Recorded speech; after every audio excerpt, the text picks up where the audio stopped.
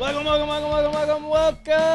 to the Modern Medicine Movement Podcast. Dr. Thomas Hemingway here, and I'm pumped. I'm grateful. Let's go.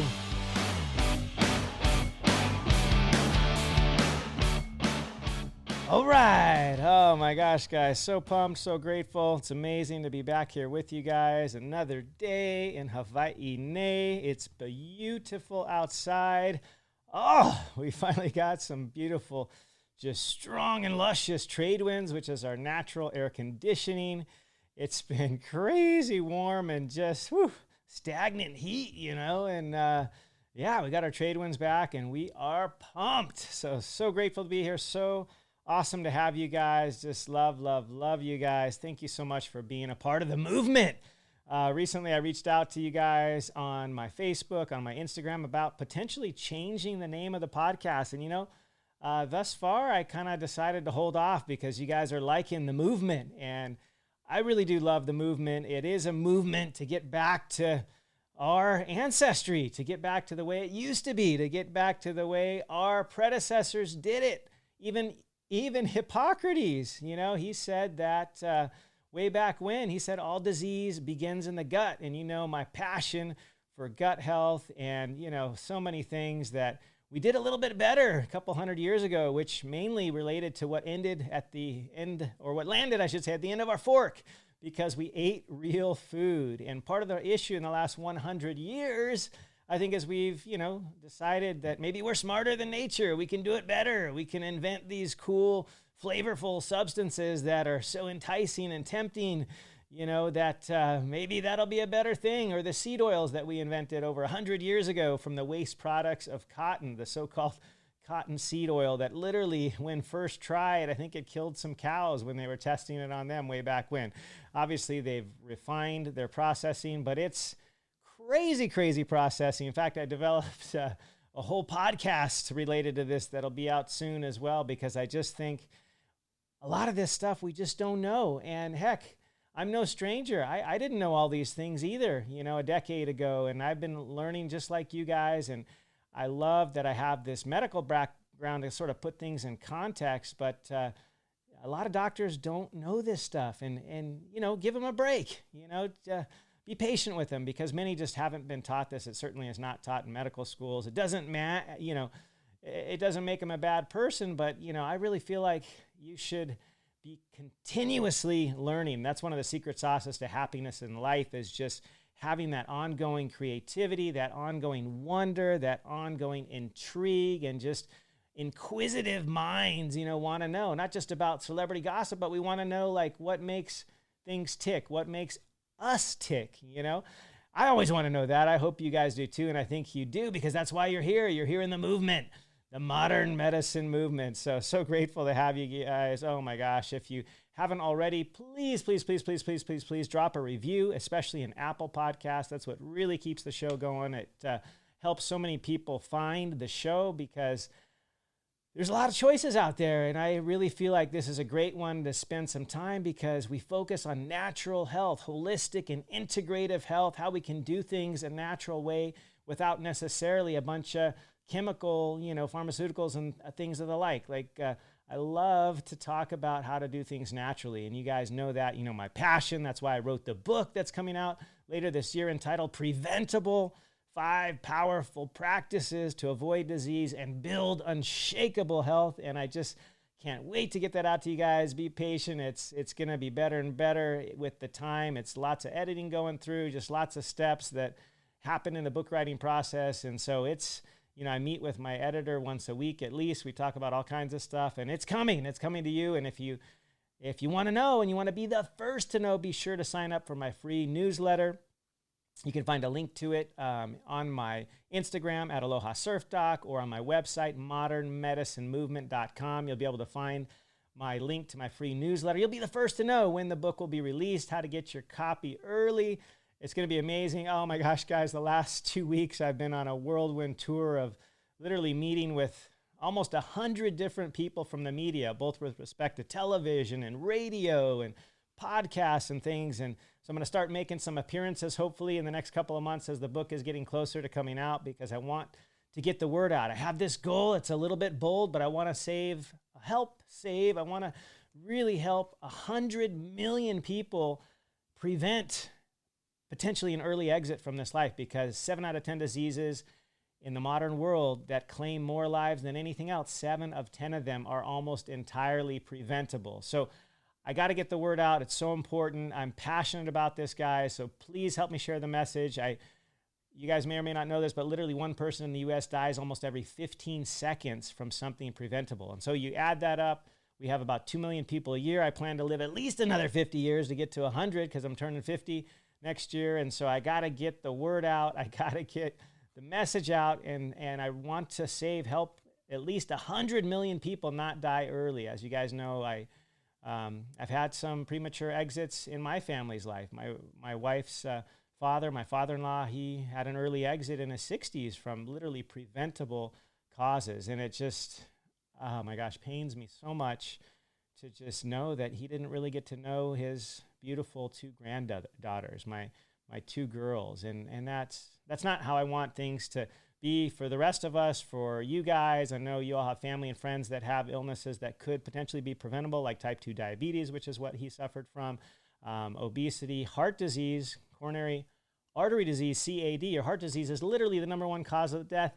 not only here in the U.S. and the developed world, but worldwide. And it is almost entirely preventable. And so that's what I talk about in the book. That's what I love to share with you guys. So I can't wait. In fact, this weekend, I gave a keynote for an amazing group that's run by a couple of friends of mine. It was so great to be with them, Mike and Deneen. They run this amazing training every couple of months, and I got to be a keynote for them and their VIP Ignite group. Got to share with them and their group just these amazing 5 simple practices, which are all free, that will change your life. So it just brought back memories, guys. I gave the same keynote, as you know, in January, where I was opened for, if you will, by Dave Hollis. He spoke right before me. I got up and shared my keynote right after him. I high-fived him on the way up. We had the AC/DC Back in Black playing in the background. I hope you guys had a chance to see that. If not, get the whole thing. Don't just get my keynote, but get the whole 3 days worth of amazing content at Align Events Live. It was so incredible, guys. I've rewatched it a couple of times with the amazing Patrice Washington, Heidi Powell, Jasmine Starr. Oh my gosh, Amber Lee Lago was amazing. Tiffany Peterson, always wonderful, beautiful, and just with that kind-hearted, sweet message. And of course, my wife, Brooke, was there, crushing it. Alejandro was there, Christopher. It's just, oh my gosh, I hope you guys had the opportunity. If not, it's still available, AlignEventsLive.com. I would love for you to have the opportunity to check that out. And one more thing before we get going, I wanted to announce, I've been kind of talking about it for many months, but I want to get this right. I want to have it released when everything's fully effective and working well. We're going to have our Thrive community, because I love to see people thrive in life, not simply survive. In fact, that was the topic of my keynote, how to thrive and not simply survive. So we have a Thrive community, a VIP paid community, which is coming out real soon. It will literally be knocking your socks off. I'm going to come live to you in the group. I'm going to share content. I'm going to share strategies. We're going to have Q&As. We'll have office hours. It's just lots of cool stuff that we're going to have. I can't wait to share that with you. Look for that Thrive community with Dr. Thomas. It's going to be available this week, and super low price for you guys, because I know, times are hard, and it's basically the price of one meal out, okay? If that, or a couple of coffees at your favorite place. I mean, it's not expensive. It's less than $30 a month. I'm giving a discount for the year. If you want to sign up for the year, it's only $300 or $299 for the year. Or right now, for an introductory time, it's only going to last a couple of weeks. I'm going to give you my latest and greatest course that I released, How to Optimize Stress in Your Life. I'm going to give that to you free if you sign up in the next 2 weeks for this amazing VIP community, Thrive with Dr. Thomas. When you guys sign up, I will give you that new course on how to crush stress in your life, because stress has been so overwhelming for so many of us, especially in the last couple of years. It's literally just gotten to be of epic proportions. You guys probably know this, but the American Psychological Association, or APA, declared it stress and anxiety, etc., the last couple of years, a national emergency and at crisis levels. And I would agree, it's something that we got to get a handle on. And this course on how to optimize stress in your life and crush it will be free for you guys if you sign up for my monthly Thrive community. So it's going to be amazing. Literally that first month will be free because my course, I have it also substantially reduced price at $29 as well. So you'll get that free course with your first month's paid membership, and I hope you'll subscribe for the whole year. It's going to be awesome. It's going to be amazing. I can't wait to be available to you guys more in person, do Q&As, lots of cool content there. You'll be the first to get my podcast even before they're released. It's going to be incredible, guys. I'm even going to, so many cool things happening. I hope you'll connect with me there in the Thrive community with Dr. Thomas. You'll see a link in this week's newsletter for that. And I can't wait to see you there. It's going to be amazing, guys. It's going to be amazing. So without further ado, I'm going to get into this week's podcast. It's such an exciting podcast, something that I love to share because it is a podcast on something that many people don't know. In fact, many doctors don't know. And it's kind of a little secret sauce that will help you guys to know not only what will help you live better on a day-to-day basis, but literally this could be that one thing. This could be that one thing that could be a game changer in your life, that could enhance your energy. It could enhance your focus. And also it could literally help you, I know this is weird, right? Help you lose weight. This one thing can do all of that. And it is none other than getting a good night's sleep. And we're going to talk about some cool stuff, some physiology, some hormones. We're going to talk about all kinds of cool stuff with the related, most recent up-to-date research. So hope you're getting excited. Dr. Thomas Hemingway here, super pumped to share this with you because I feel like it's super pertinent for this day because right now, at least 1 in 3 Americans, literally at least 1 in 3 of us struggle with some aspect of sleep. Either it's short sleep, getting to sleep, maintaining a good sleep, because not only just the hours supine, as I like to say, the hours in the bed, but it's the quality of the time in bed, right? The so-called sleep efficiency. So I'm going to get into that. It's going to be amazing. I'm going to talk about metabolism. I'm going to talk about our energy. That's going to be cool. And that actually ties into sleep as well. So it's super, super exciting. We're going to bring in the data. We're going to talk about hormones. There's actually half a dozen hormones that are involved in sleep. Many that you guys probably never even recognized, heard people mention because it's new stuff that's coming out. It's super exciting. We're going to talk about food and cravings and smell and how the heck is that related to sleep or lack thereof? I mean, there's just lots of cool stuff. We'll talk all about why, it's been noted in the recent literature that for some reason, when we don't sleep well, like literally the junk food, that hyper palatable stuff that's out there, all the stuff that's got those not awesome ingredients, like I hate to mention names, but all the chips and the crackers, cookies, the things that you can't only eat one, all that stuff, maybe even my favorite ice cream, why that might be more palatable and more appetizing when we haven't slept. We're going to get into that. It's going to be awesome. So can't wait to share this stuff with you. We're going to start with just some statistics because I think we need to kind of, get grounded as we get into this because I think for most of us at some point in our lives, this is something that we either have struggled with, sleep, getting good quality and, quantity of sleep. I know for me, I used to have that mantra, right? I'll sleep when I'm dead. Like the Cure mantra. You guys ever know that song? I'll sleep when I'm dead. I just love the Cure. And I used to have that mentality. And, probably part of it was going to medical school and having it beat down into me that, if you don't sleep, you're more strong or you're more capable or you can do more, which is total garbage. Like the more you sleep and the more efficiently you sleep, the better focus you're going to have, the better energy you're going to have, the more likelihood you're going to have to remember and retain things like my medical school and residency and all that. Like they literally tried to beat me down and make me think that sleep was for wusses or for the weak sauce out there. And it's not. Sleep can be your superpower. And I've made it mine. And it's been exciting to see that whole transition. But in the U.S. right now, today, at least 35% of us, 1 in 3 people struggles with sleep. And this is, a couple of years old data with COVID and everything. This has kind of gotten worse. In the beginning, we started to get more sleep because, we weren't going out and doing other things. But then we started binging on Netflix and, all this other stuff. And our sleep quality was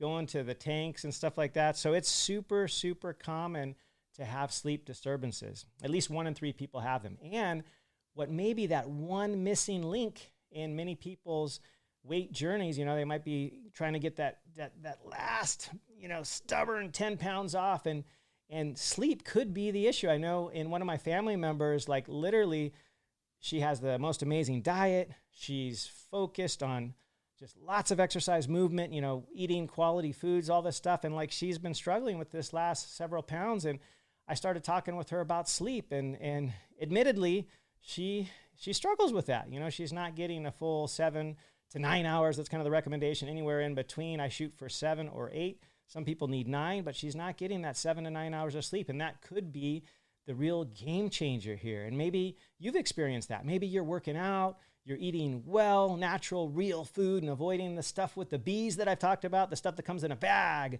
or with a barcode or in a box, and you're avoiding that stuff and eating real food, which is amazing, but you still can't seem to shed that last few pounds that you want to. And sleep could be that one thing. It could be that game changer. And so let's talk about how this is related. So in the literature, there's dozens of studies that basically show a correlation between lack of sleep or decreased amount of sleep, both in the quantity of hours as well as in the quality or the efficiency.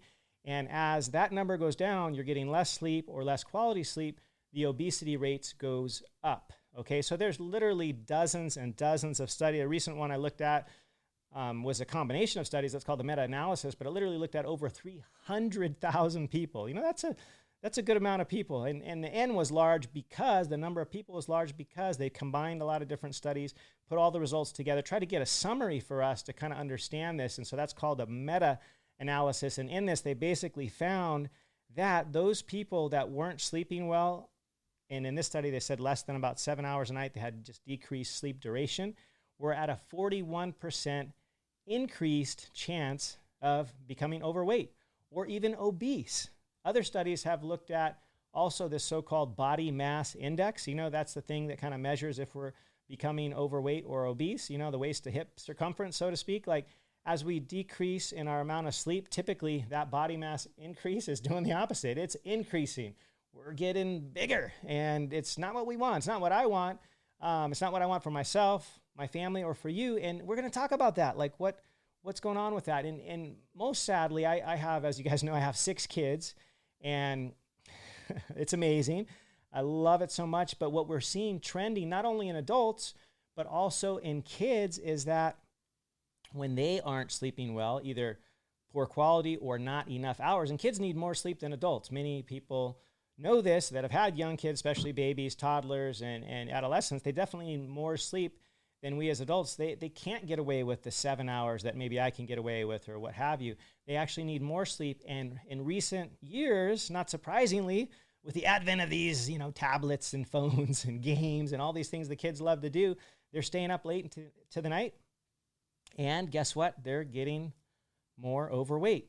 Childhood obesity is skyrocketing similarly to adults. And this just pains me because I got 6 young kids and I don't want this to be their future. And so, just cut to the chase of some of that right now is like, don't give them a device to have in bed. Like, holy crap, these kids might, just maybe they're under the covers and they're sneaking it or whatever, but don't let them go to bed with their device. Like, they will probably stay up late, and guess what?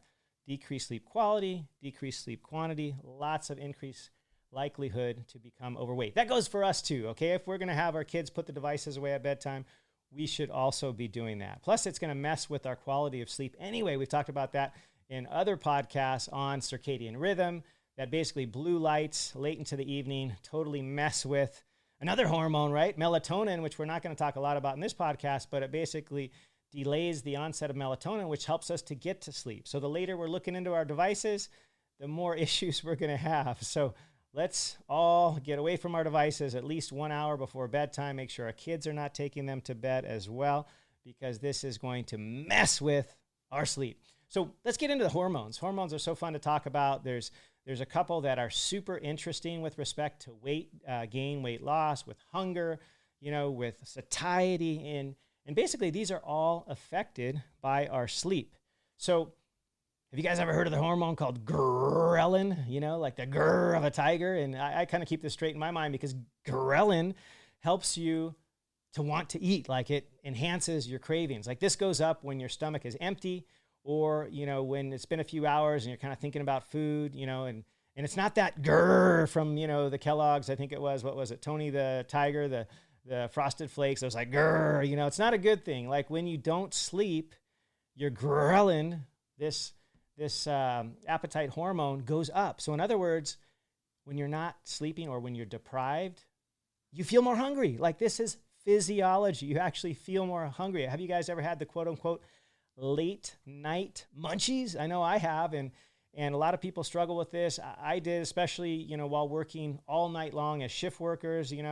What do we tend to do? We get a little hungry, we snack. And usually when we're snacking, we're looking for whatever's available. I remember at work, we had literally a drawer with like leftover Halloween candy that people would snack on all night. It was like terrible. It's like the worst thing, but it was readily available. And we were, more hungry because we were sleep deprived. So this has been shown in numerous studies. The hunger hormone, ghrelin, goes up when we don't sleep, or literally in as little as one night that we are sleep deprived. This hormone goes up. And when it goes up, we're just hungrier. We want to eat more. Literally. I mean, there's other studies that show that those that are sleep deprived, that sleep less than their 7 hours, they can eat up to as many as 400 additional calories per day. And I think part of this is related to the increase in the hunger, from the ghrelin. But the other part of it could be related to the fact that they're just awake for more hours. They have more time to, get bored and get hungry, right? So here's another little reason to go to bed a little earlier, right? So you don't have those late night cravings. And when we do that, it's going to help our hormone levels, but it'll help with so many other things that we've discussed previously, that sleep enhances our mood. It enhances our focus. My favorite thing to talk about with respect to sort of this energy and focus and clarity that improves with good sleep is brain-derived neurotrophic factor, or BDNF, and that goes up with good quality sleep. When we sleep less, it goes down. So literally, if we have chronic insomnia, chronic decreased sleep, chronic lower hours of sleep, which is what I had for many, many years, I didn't sleep that much. And I kind of prided myself in that. I thought, sleep is for, those that can't handle, like I could survive off 4 to 6 hours, and I was totally wrong. And what was happening is I was getting dumber. Like literally the brain-derived neurotrophic factor, which is kind of like the steroid for the brain that increases your memory. It increases your alertness. It increases all kinds of amazing processes in the brain that allow you to focus, to make new memories, to learn new things. That level goes down when we don't sleep. And that could be putting us at risk for neurodegenerative conditions like Alzheimer's, Parkinson's, dementia. Is not sleeping well. We have less of the brain-derived neurotrophic factor, or BDNF, and more chances to develop these neurodegenerative diseases. So we don't want that. We want to be focused. We want to be alert. We want to have that ability to build new memories, to learn new things. And part of that can happen with good quality sleep. In fact, you guys have heard of get a good night's sleep before the exam. Well, it's not only before the exam, right, that we learn in school, but we need a good night's sleep every night. That's the way to solidify our memories in the brain, called hippocampus. With this brain-derived neurotrophic factor, we got to sleep. So super, super, super important. So we've talked about ghrelin, that hunger hormone that goes up when we don't sleep. We've talked about BDNF, or brain-derived neurotrophic factor, which goes down when we don't sleep. There's another hormone called leptin, which kind of works with ghrelin. It's kind of the opposite. It's the one that helps us to feel full or satiated, so we don't want to eat more. And not surprisingly, when we're not sleeping well or enough, that's not happening. That hormone is getting lower and lower, and so we feel less full, less satiated. And with that ghrelin that's up that makes us hungry, it's even a double whammy. Like we have two stimuli here that are making us want to eat more. The increased ghrelin and the decreased leptin, which is that satiety hormone. We don't feel full, so we want to eat more. So the late night munchies is like a real deal physiologic phenomenon. It's not you or I being weak or having loss of willpower. It's not that. It's the hormones. Blame the dang hormones. It's the reason that we can struggle with cravings and with eating more food, junk foods and things like that, hyper palatable foods, what I like to call the food-like substances when we don't sleep, because these hormones get messed up. There's also another interesting phenomenon, which is even a triple whammy, if you will, that when we're sleep deprived, what's interesting is that our sense of olfactory, which is our nasal, our sense of smell, like literally that is heightened when we're not sleeping. And this is probably something teleologic from years and years of evolution when we were out in the savannah, so to speak, hunting our food.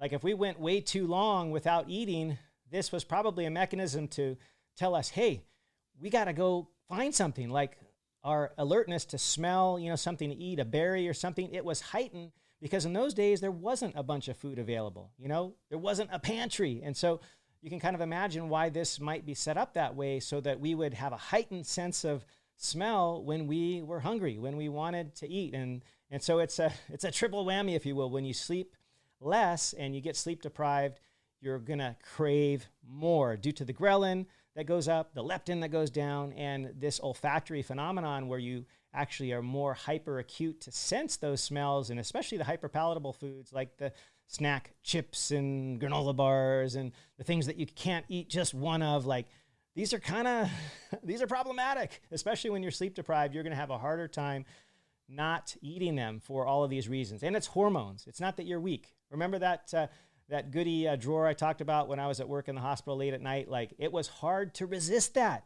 because of these physiologic mechanisms. It was hard to resist that. So another hormone that gets messed up when we don't sleep is cortisol, that so-called stress hormone. And this stress hormone is supposed to keep us alive.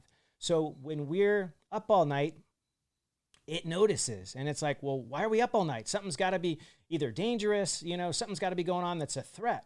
And so that hormone level called cortisol goes up when we're not sleeping enough. We have decreased sleep duration, or when we're not sleeping well, we don't have sleep efficiency or quality, the cortisol goes up. And when cortisol goes up, it messes with everything.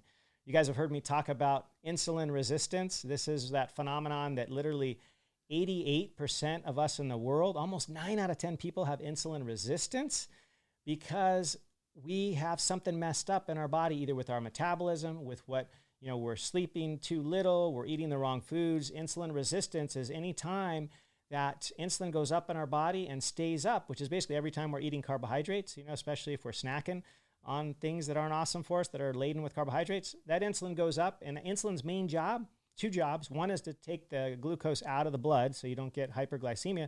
But the second job is to store that sugar, that glucose, for a rainy day, because that's the way we evolved. We didn't always have food available. So it wants to, more than anything, it wants to store that sugar that we just had with any kind of carbohydrate. It wants to store it for a rainy day. And it's very efficient at that. And what's interesting is during times where we're not sleeping well, literally the metabolism, it's kind of interesting. It's either stable or worse, in the sense that it wants to hold on to our calories even stronger. It wants to store them as fat, because the body sort of thinks that, oh crap, we're up so many hours, we may or may not have the same food available. We need to hold on to those calories even stronger, and we'll be more likely to make them into fat. And so this is counterintuitive. Let's just step back a minute.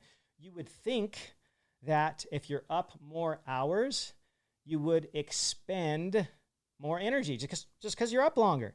Well, actually, the data does not suggest that, doesn't support that. In fact, often it's shown, it's kind of mixed. It's either neutral or worse, that when we're up longer, we're up more hours out of the day, we actually have a lower metabolism, or lower metabolic rate, or the so-called daily expenditure goes down, or is at least neutral, even if we're being up 16, 18, 20 hours a day and only sleeping 4 hours. The body is literally hanging on to those calories.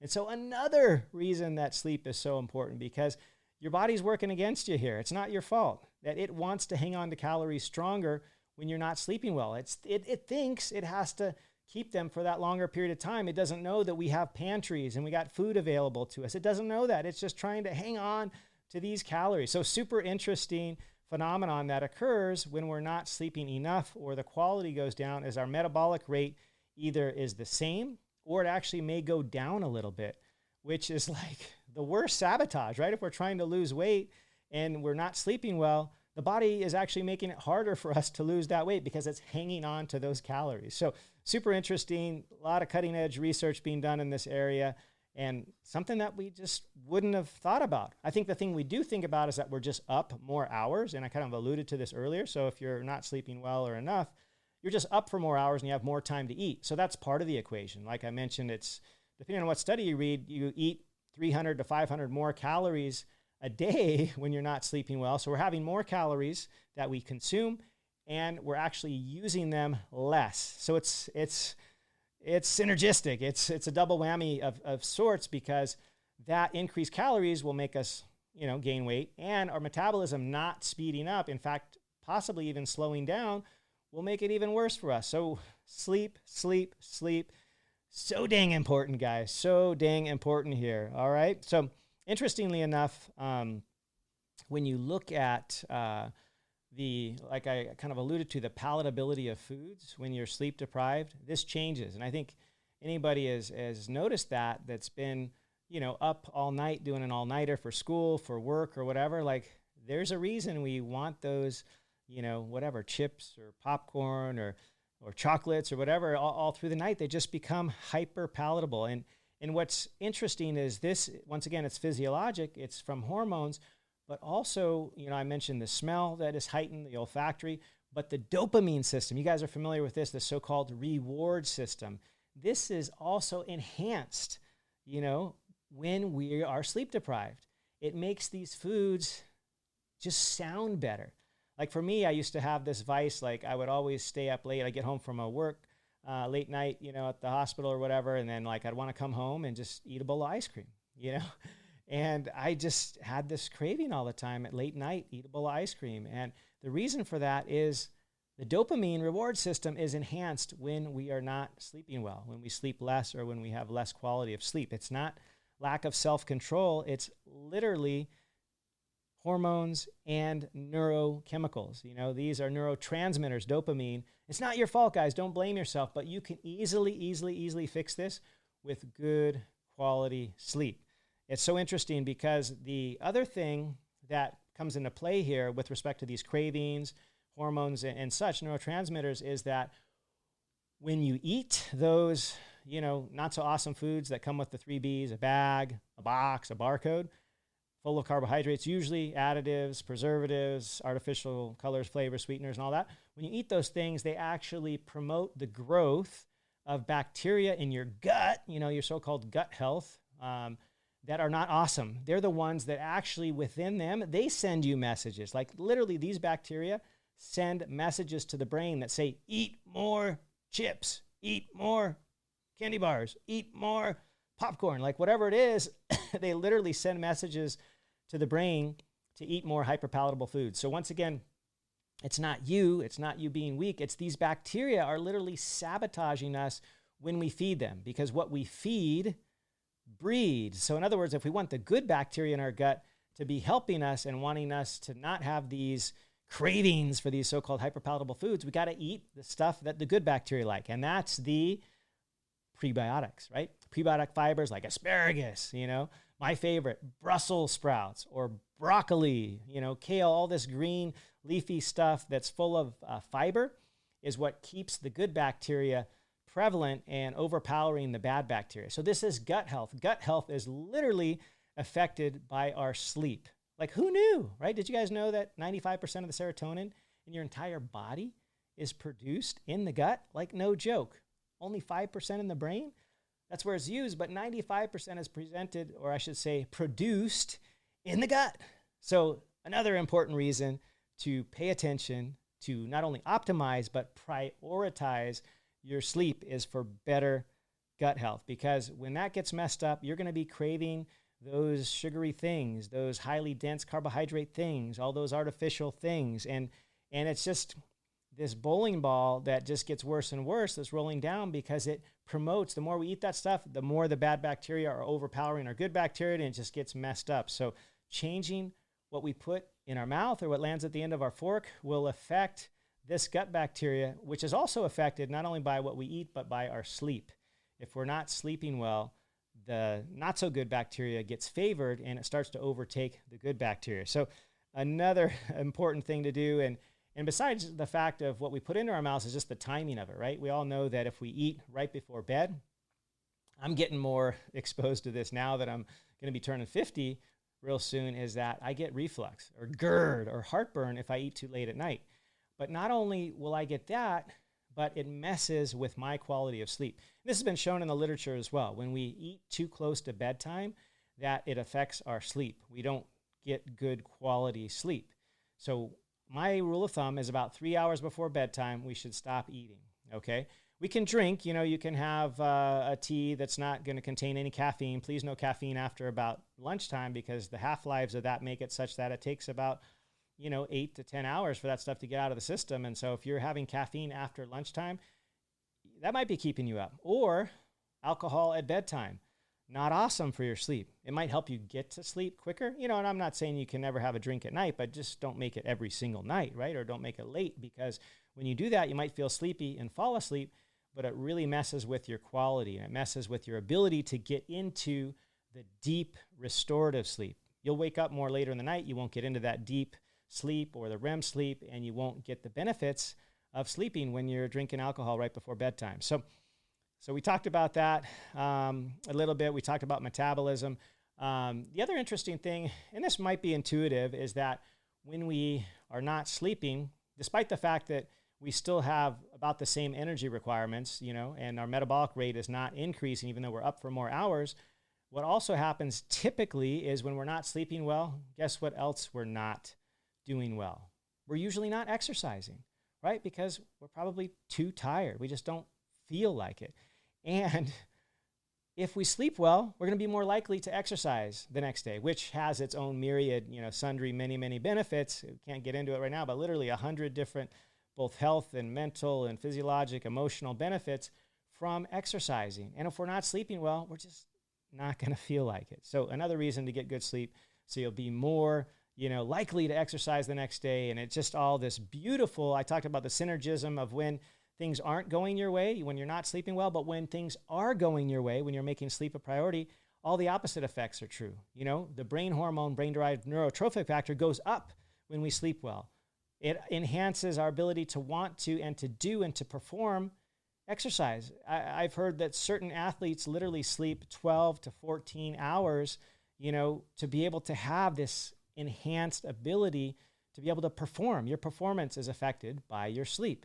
Now, I'm not saying we need to sleep that long. Typical person is between 7 and 9 hours, but when you don't sleep, you're going to be less likely to exercise, less likely to have the energy to exercise, and dang it, even though you're up all that extra time, your metabolic rate actually doesn't improve. If anything, it gets worse or stays the same. So we got to get to sleep. We got to prioritize our sleep, right? So we can also feel like the next day we want to exercise. So super, super important, guys. I hope you've taken away a few things. I'm going to just give you a couple quick bullet, rapid fire pointers on how to get a good night's sleep. I did several podcasts on this previous, so I can't really get into all the weeds and the data on this, but simple stuff. Number one, it's routine.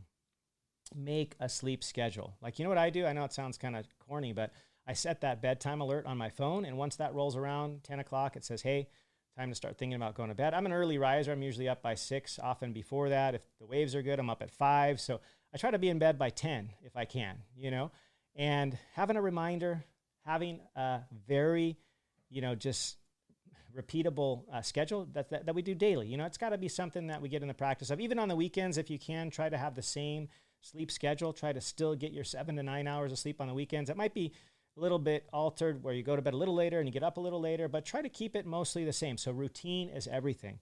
Having a really dark room, blackout curtains here are important. Like for me, I used to buy them for my kids because I didn't want them to wake up, but now I buy them for myself because I don't want to wake up. And I turn all the lights down. I don't have any alarm clocks that emit light, all the things that emit light in my room. I unplug it at night. Got to turn off the phone, as we mentioned. Like, you got to keep that stuff, the electronics, away from the bed. The bed in the bedroom should be used to sleep. I call it the sleep cave, nice and dark, nice and cool.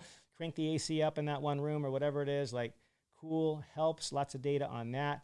Quiet helps, whatever you can do to help with that. If you have lots of exterior noise, get a get some kind of a noisemaker that's, more pleasant, this so-called white noise over the airplanes or the trains going by or whatever it is if you're in a place like that. For me, it's roosters. In Hawaii Nei, there's like these guys, forget the fact that they get up at dawn. Like dawn for them is like midnight, like all night long these cocks are crowing, like literally all night long. And so I often will close the windows at night, turn on the AC, try to keep it as quiet as possible. Lots of other things we don't have time to get into, like sleep, enhancing, let's say we'll call them different supplements. My number one favorite, I'll just mention it, is magnesium. Magnesium is natural. It's a mineral that most of us are deficient in. Magnesium glycinate is amazing. Magnesium threonate is also amazing. It actually gets into the brain, the blood-brain barrier. I love, love, love that. Lavender is good. A couple other things that promote sleep. I'm not going to get into all of that. I talked about it in my previous podcast, but the basics are make it a routine. Make that bedroom your cave or your sanctuary, your sleep sanctuary. Get rid of all the distractions and get rid of all the lights, the blue lights. Put that stuff away at least an hour before bedtime. You got to prioritize your sleep. And I promise you, if you do so, for me, it's been night and day. Just ask my wife if you wanted to know me, 15 years ago when I was sleeping 4 to 6 hours a night, or even 10 years ago where maybe I upped it to about 6 hours a night. We had a bunch of young kids and stuff, and I knew I needed some more sleep, but I was unwilling to do the full 8 hours. I just thought, like I was trained, it's kind of a waste of time. And it's not. I've completely repented of that. Sleep is my superpower. I love to sleep. I feel great when I sleep. I know you will too. You'll feel more energized, more focused. Your brain will be sharper, more acute, more abilities to learn, that brain-derived neurotrophic factor. Your metabolism will be better. It literally will be better if you sleep. Also, your hormones will be so much better. I forgot to mention that even testosterone and estrogen are both affected by our sleep. Like literally, this may be one of the issues in menopause. When estrogen goes down, estrogen has some kind of satiety effects that during menopause, the hormone levels are going down. And so that can cause some cravings and weight gain in ladies. Like it's hormonal. It's not you. And in guys, same thing. Testosterone goes down if you're not getting good sleep. And we don't want that, right? We want to have the ability to build muscle, our sex drive, all these things that come with testosterone. And if we don't sleep well, it goes down. And it's in the data, but I've measured my own. And when I was sleep deprived, working late nights in the hospital, being up all night, I had low T. I had insulin resistance. All of these things I'm telling you about, I've had these things when my sleep hasn't been good. So make sleep your superpower. It can be that one thing, a real game changer in your life. And the cool thing about it is it's free, generally speaking. Might have to invest in some blackout curtains or something, or some duct tape to tape up the night lights or whatever that might be in a hotel room or whatever, or electrical tape works real well, comes off a little easier. But it's basically free. We got to make it a priority. We got to make it a schedule. Turn the alert on your phone. Make it a regular deal. Be aware of these hormonal things. It's not your fault. You're not being weak. It's physiology. It's normal. You guys are amazing. Love you guys. So pumped to be able to share these important, messages on sleep, on its ability to enhance all the good things. And when we don't get it, it increases a lot of the not so good things. But it's easy. It's free. All of us can do it. So I hope you'll reach out to me if you have questions. Follow me at Aloha Surf Doc or at Modern Medicine Movement. You guys know I have a book coming out this summer, Preventable, 5 Powerful Practices to Avoid Disease and Build Unshakable Health. Sign up for my free newsletter and you'll find out when. I'll get you the exact dates on that.